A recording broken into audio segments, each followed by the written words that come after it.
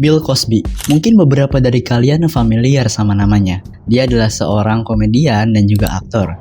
Pada masanya ini dia sempat terkenal banget, bahkan kesannya mungkin gak berlebihan ya kalau gue ngomong, dia tuh sempat dibilang ikonnya dari Amerika. Tapi semua orang termasuk fansnya ini benar-benar kaget ketika mereka tahu ternyata nih orang bajingan banget. Oke, tanpa berlama-lama lagi, inilah dia kisah hidup Bill Cosby.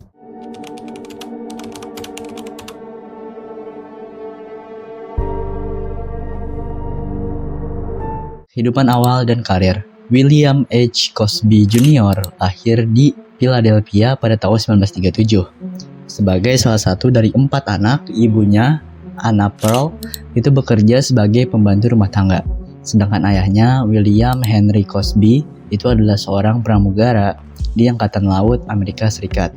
Dia selalu menjadi badut kelas dan gak pernah terlalu serius dengan pendidikannya. Dia gagal dalam banyak kelas hingga memutuskan untuk keluar dari SMA di kelas 10 dan mengikuti jejak ayahnya dengan bergabung ke Angkatan Laut. Dia akhirnya mendapatkan GID-nya melalui program militer. Dia melanjutkan studi ke Universitas Temple di Philadelphia dengan beasiswa atletik untuk tim trek dan lapangan mereka. Sambil kuliah, dia bekerja paruh waktu juga sebagai bartender dan suka menghibur pelanggannya dengan menceritakan lelucon dan komentar cerdas. Pelanggannya mendorongnya untuk mencoba stand up komedi, sehingga dia akhirnya mulai tampil di klub komedi di Philadelphia dan New York City. Dan dia tuh langsung meledak dari stand up komedi itu. Orang-orang sangat menyukai komedinya sehingga dia mampu memesan tur ke kota-kota besar di seluruh negeri.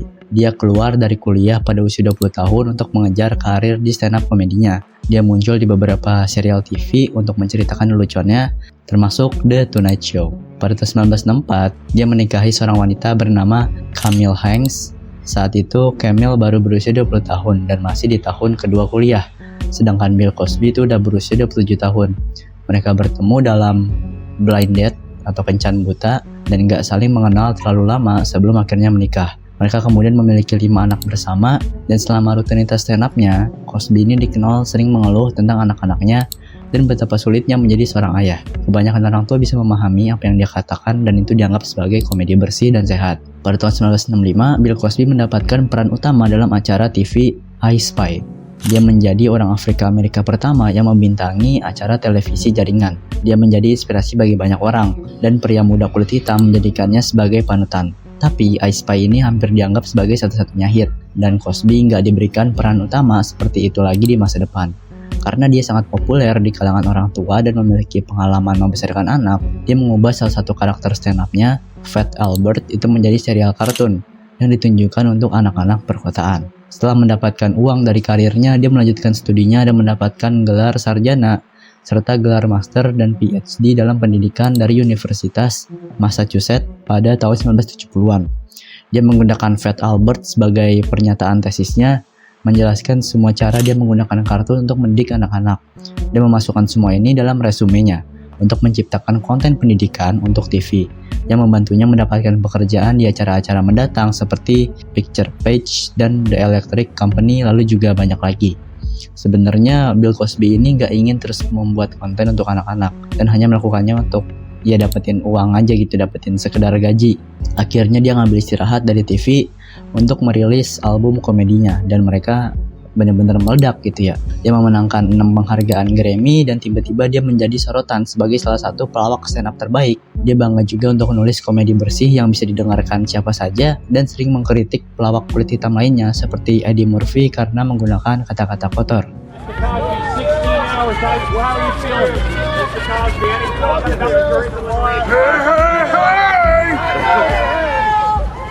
Pengaruh The Cosby Show.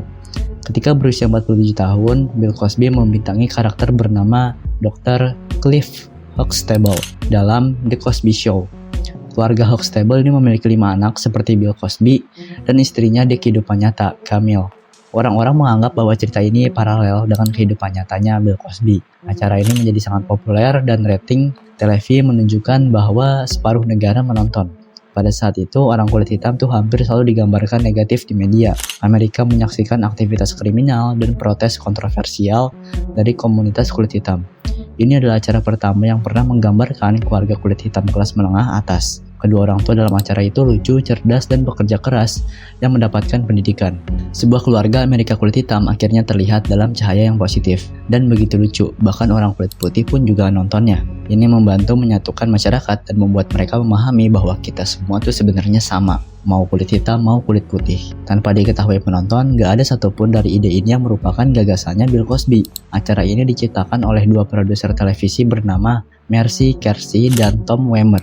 Mereka ingin membuat konsep untuk sitcom yang belum pernah dilakukan sebelumnya. Dan setelah melihat stand up-nya Bill Cosby, mereka mendekatinya untuk membuat serial. Bill Cosby bersikeras bahwa dia nggak akan bekerja kurang dari $1 juta per tahun. Dan acara itu harus menggunakan namanya dalam judul. Dia ingin membuat semuanya tentang dirinya. Meskipun produser udah tahu apa yang ingin mereka lakukan dengan serial tersebut, Bill Cosby mencoba mengendalikan narasinya. Dia mengusulkan agar acara tersebut tentang seorang sopir taksi yang bertugas mengurus anak-anak. Dia ingin menikah dengan seorang wanita Latina dan berpikir akan lucu jika dia bekerja dalam peran yang secara tradisional dianggap sebagai pekerjaan pria, seperti tukang kayu atau tukang ledeng. Dia memilih sopir taksi untuk karakternya karena dia ingin dapat memberikan monolog untuk sebagian besar episode untuk menceritakan lelucon yang biasanya dia ceritakan dalam rutinitas stand up-nya.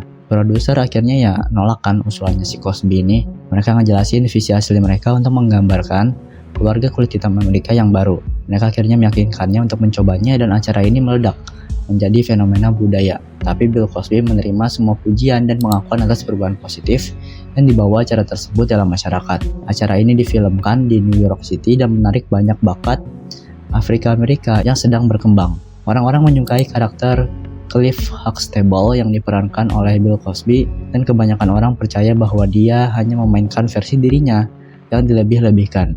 Dia memberikan pekerjaan akting kepada orang kulit hitam ketika mereka belum pernah memiliki kesempatan untuk bekerja di industri ini sebagai lebih dari sekedar karakter latar belakang atau ya cuman ekstras gitu.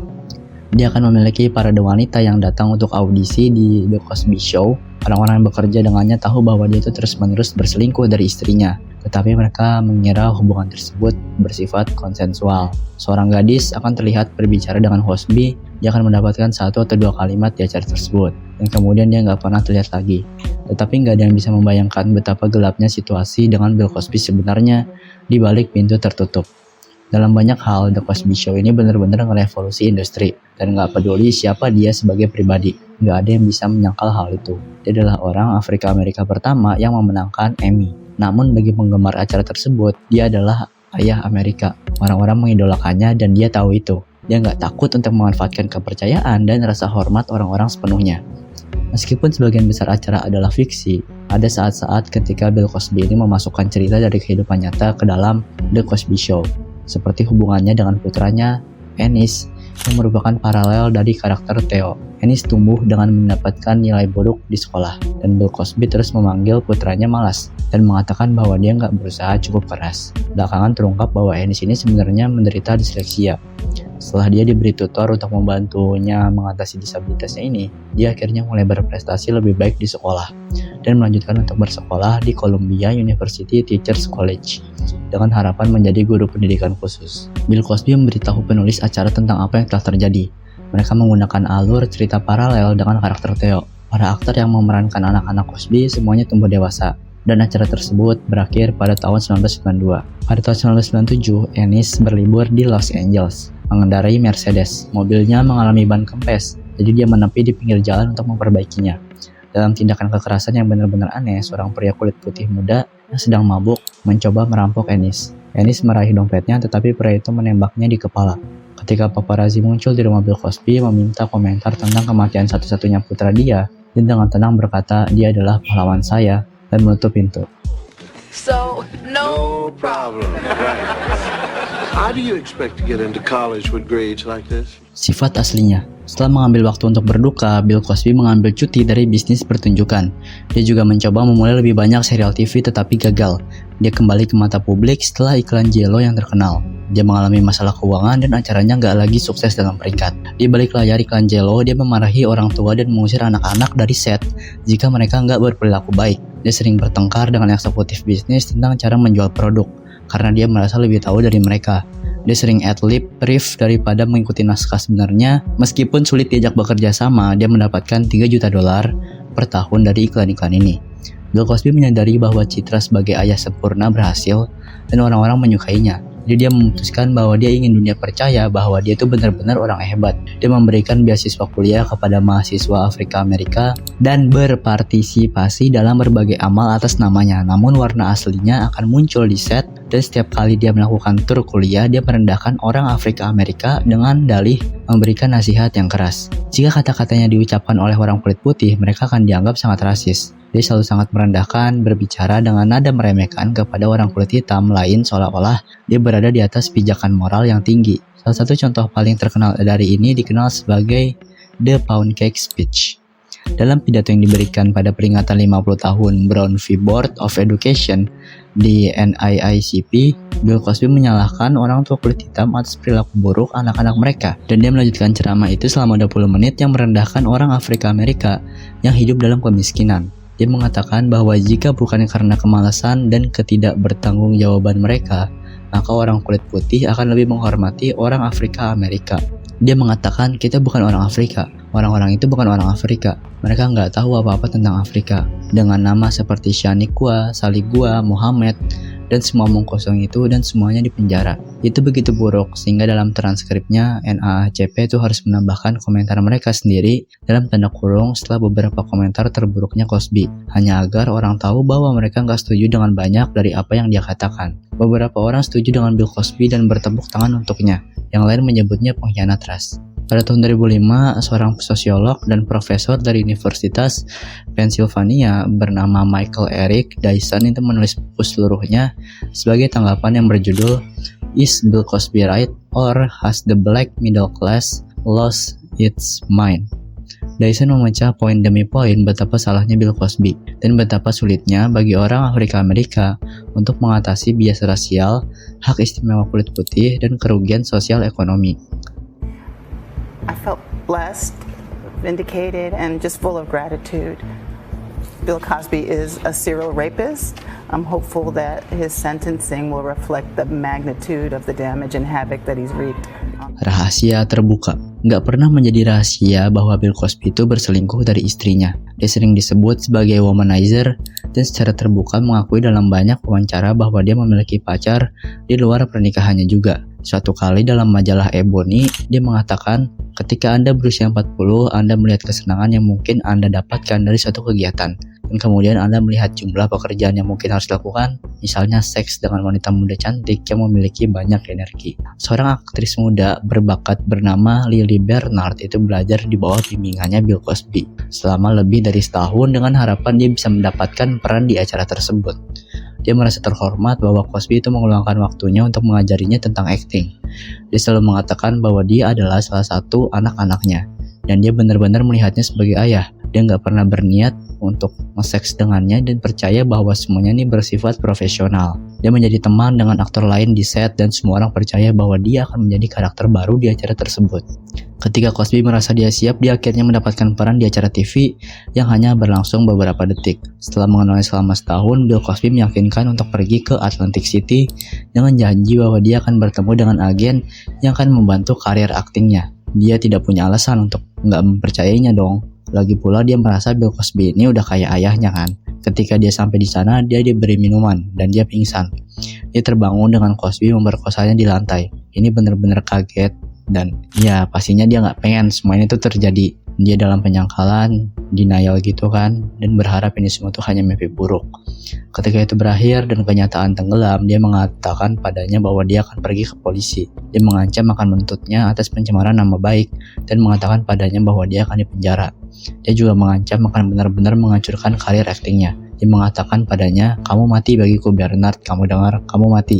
Jadi si Cosby ini ngancem si Bernard Dari perkosa dia ancam anjing emang Cosby ini. Lily Bernard nggak lagi diizinkan di setnya The Cosby Show, dan dia nggak hanya kehilangan mentornya dan figur ayahnya, tetapi dia juga kehilangan semua teman yang dia lihat setiap hari. Kejadian itu sangat traumatis bagi Lily Bernard. Dia mencoba mendapatkan beberapa peran lagi di acara TV lain, tetapi menyerah pada akting dan menjadi seniman sebagai gantinya.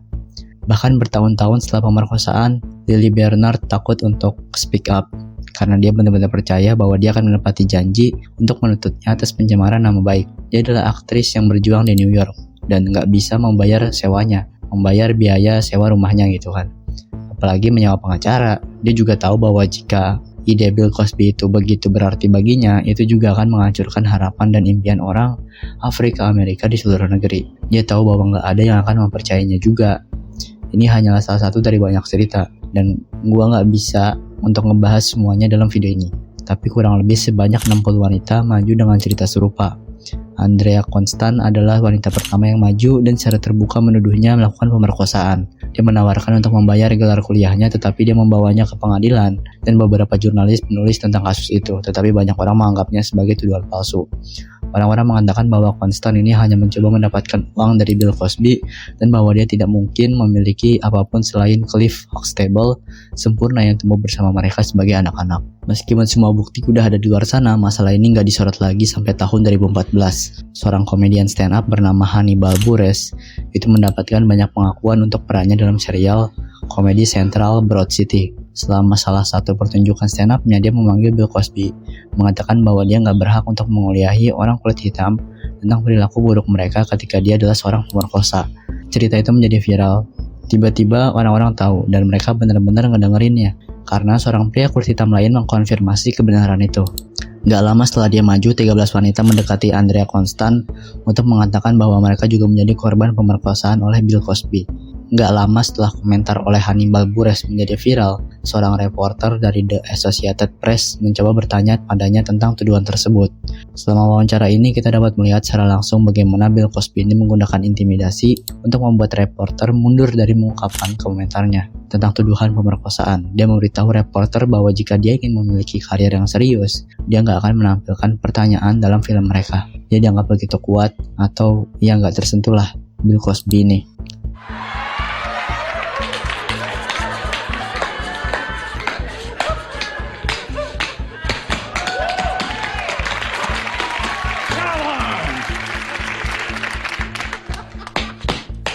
Persidangan dan penghukuman. Meskipun semua tuduhan ini muncul di media, orang-orang ini benar-benar nggak bisa membayangkan bahwa Bill Cosby adalah seorang pemerkosa. Banyak teman-temannya yang maju untuk membelanya, termasuk Whoopi Goldberg. Dia kemudian menarik kembali pernyataannya, dan persidangan pertama menghasilkan juri yang nggak dapat mencapai keputusan. Mereka nggak bisa memutuskan apakah dia bersalah atau enggak. Persidangan kan harusnya emang nggak memihak, dan juri seharusnya nggak mengetahui terlalu banyak tentang terdakwa di luar ruang sidang. Tetapi selama puluhan tahun melihat Cliff Huxtable dari The Cosby Show di TV, hampir nggak mungkin bagi orang-orang untuk memisahkan keduanya. Nggak peduli seberapa keras mereka mencoba, mereka nggak bisa percaya bahwa pria manis ini, Bill Cosby ini, mampu melakukan hal seperti itu. Bill Cosby lebih dari sekali mengakui bahwa ya, dia memberikan kualud kepada wanita untuk berhubungan seks dengan mereka, tapi dia nggak mendefinisikan itu sebagai pemerkosaan. Dia sebenarnya udah mengakui hal ini dalam wawancara dengan majalah bertahun-tahun sebelumnya. Tetapi setelah mendengarnya mengatakan ini dengan begitu santai di atas saksi, para juri tahu bahwa dia itu benar-benar bersalah. Meskipun 60 wanita telah maju, hanya 3 yang membawa klaim mereka ke pengadilan. Perlu diingat bahwa ini nggak berarti sisanya itu berbohong. Itu hanya berarti bahwa mereka ingin melanjutkan hidup mereka dan gak harus menceritakan kembali kisah-kisah dari momen terburuk dalam hidup mereka dan memiliki kehidupan pribadi dan keluarga mereka terpapar di media. Pada September 2018, dia dihukum karena penyerangan gak senonoh yang diperparah dan dijatuhi hukuman 3 hingga 10 tahun penjara. Pada usia 81 tahun, sangat mungkin dia akan menghabiskan sisa hidupnya di balik jeruji besi sampai meninggal. A patchwork robe, dropping his robe and getting on top. He started grabbing at my chest and, starting to try to fondle me. People magazine believed us, believed me, and that piece then my family dropped me. He grabs me, pulls me like really tight to him, kisses me in the mouth like really, really rough. Oke, semua itulah dia kisah dari Bill Cosby, seorang figur ayah dari Amerika yang ternyata adalah seorang pemerkosa. Gimana menurut kalian? Kalau kalian suka jangan lupa like, comment, share, dan juga subscribe channel ini. Sampai jumpa lagi di video berikutnya. Dadah.